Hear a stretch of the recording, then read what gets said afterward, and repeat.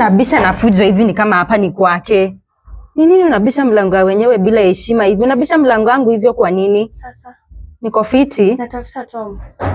Mimi sijui Tom ni nani. Yaani unanisumbua tu, niko busy kwa nyumba, unaniuliza mambo ya kina Tom. Nimeambiwa na rafiki yake anaishi hapa. Tom? Tom. Hapana, mimi sijui Tom ni nani. Anaitwa sasa, sijui nikupatie jina lingine, anaitwa Wambi. Wambi? Wambi mgani? Huyu. Unamtafutia nini? Yeye ni bwana wangu, aliniacha ushago. Wewe ni Wambie jaoa. Wambie na ni date mimi na ndio tuna plan kuoana. Wewe umepotea. Hebu tafuta watoto wawili na yeye tunaishi ni ushago. Hata sikujua kumbe ako na bibi mwingine huku Nairobi. Nani amekuonyesha hapa? Nimeonyeshwa na rafiki yake Delibi. Wewe ni bibi yake wa ukweli? Mimi tuko na hadi watoto wawili wako nyumbani. Umeishi naye miaka ngapi? Miaka 10. Miaka 10? Juu mtoto wa kwanza ako na miaka 5 hivi. Mimi unajua hii inakaa tu ni kama hata siamini mimi vitu unasema. Ako wapi? Like seriously, ameenda job. Anatoka saa ngapi? Anatoka in the next like 30 minutes. Si nimgoje hapa nje ama? I think unajua pia mimi sipendi kubeba ufala. So anafaa kuje atuambie ukweli. Sawa? Sawa. So I think unafaa tu ingie ndani.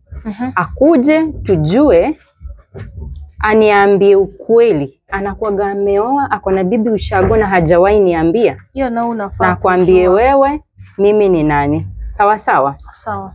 Na leo tuamue, hata sijui like nimeshtuka. Kuja tu ndani. Acha tumungoje. Niweke viatu hapa nje ama ndani? Aweka tu viatu nje. Haizi jua kama nikuja na viatu pea ngapi. Haizi jua. Sawa, asante. Karibu. Asante. Acha tumungoje. Hapo mwanaume anatuona wajinga, si ndio?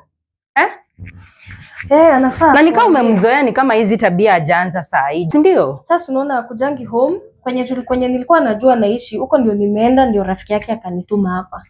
Na sasa ulikuwa unamzalia watoto wawili wote wa nini kama unaona tu anakuchezea akili? Unajua sasa nilikuwa naenda nampata peke yake. So nimeenda nikapata amehama. Ndio Delbi akaniambia kwenye anaishi.